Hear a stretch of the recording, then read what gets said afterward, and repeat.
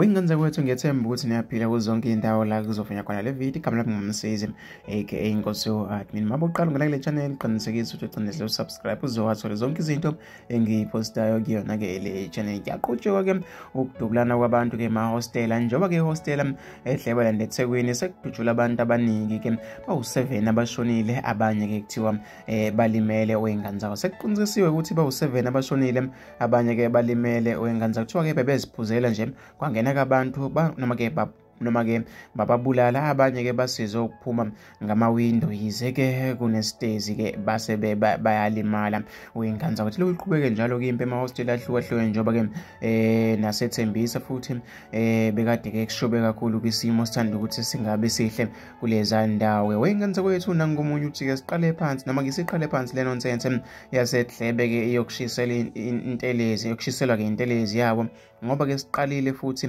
kusazochitheka ke igazi kanti bekungcono kusathu noma ke bekusathe ukuthula. Nangomunye uthi hostela Jesu yeyi ngoba ke siyakikiza ke isibhamu kuleza ndawo. Mina ngifisa ukuthi uvo lwakho nombono wakho, mhlawumbe uhlale hostela ake ngizokuphala kwakho ukuthi wena ngicabangani kulolu daba ke. Ungangithinta lapha noma ke ngiwhatsapp lapha enambeni yami ethi 0796559670 ngizwe ke uvo lwakho ukuthi ke wena mhlambe ke kwenzakalani kulelo hostela ohleli ke eduze kwalo.